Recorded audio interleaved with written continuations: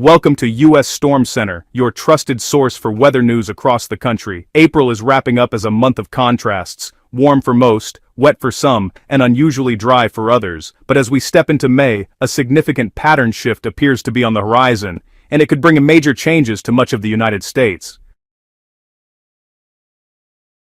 Let's start with what's happening right now across the country. A frontal system has been draped across the southern United States for much of this week, slowly drifting southward and generating rounds of showers and thunderstorms along its path. Several weather impulses are moving through the region, keeping conditions active from Texas all the way to the Carolinas. One of those impulses is currently bringing rainfall to North Carolina, South Carolina, and Georgia.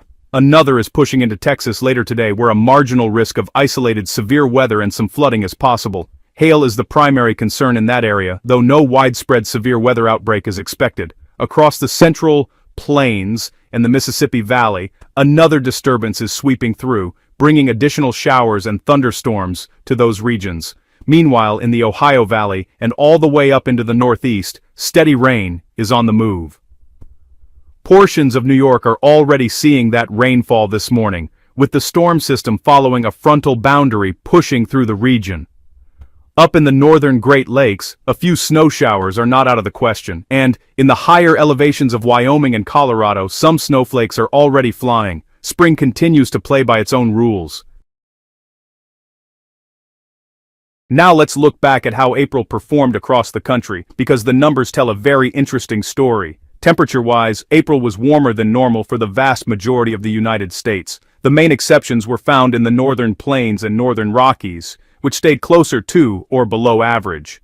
South Florida, California, and parts of the Great Basin also bucked the trend, running near or below seasonal norms.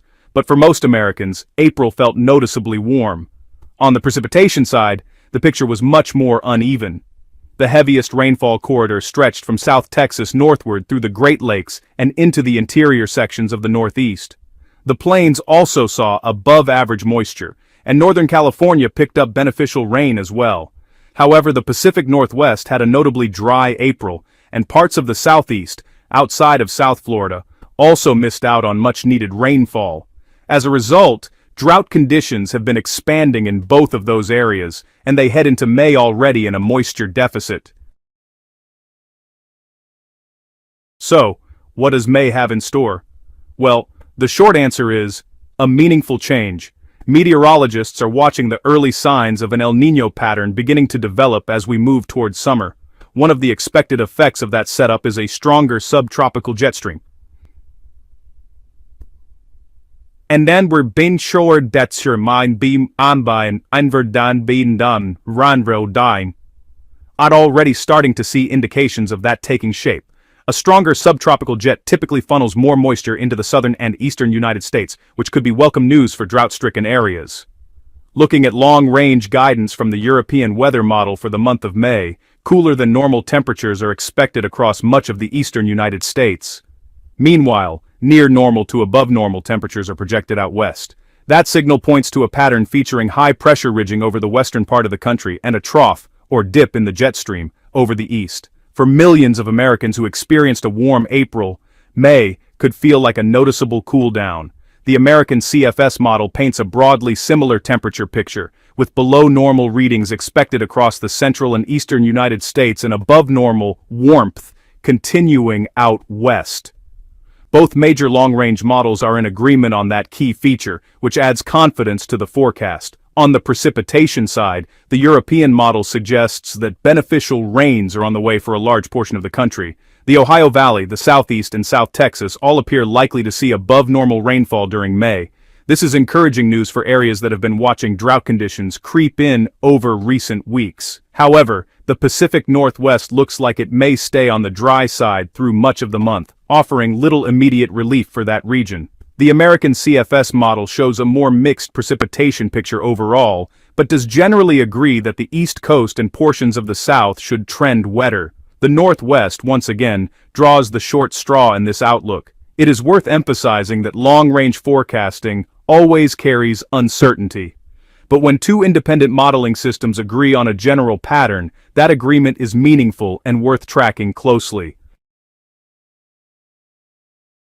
Now let's shift to the severe weather picture, because there has been plenty of activity to discuss this week. Over the past 24 hours, the United States recorded 99 severe weather reports. That is a significant number, and the bulk of those reports were concentrated in the deep south, stretching from Texas to Mississippi, which fell under a slight risk designation. The reports were dominated by large hail and damaging wind events. A secondary cluster of reports came out of North Carolina, where a marginal risk area was in place.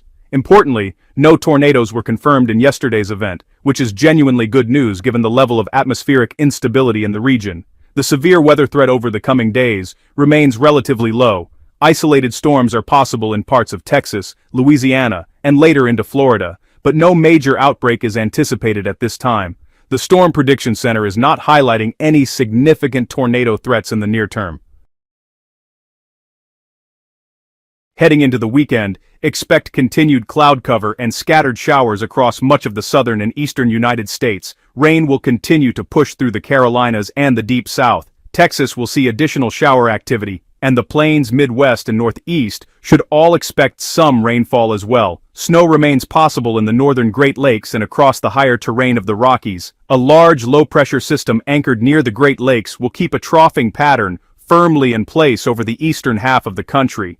That setup will continue to funnel periodic weather disturbances across the region through the weekend and into early next week. At the same time, the subtropical jet stream is pumping moisture northward into the southern states, keeping storm chances elevated across that corridor. Saturday looks like the more active day for the southeast. A more organized system is expected to move through the Jamsham Guryimai Krainsham Kondoburijanshan Duris, bringing a round of meaningful rainfall that could help chip away at ongoing drought deficits across parts of Georgia, the Carolinas, and surrounding states. Any significant rainfall event in these areas is a step in the right direction. By Sunday, conditions should begin to improve for much of the eastern United States. Drier air works in from the west, offering a bit of a break for most of the region.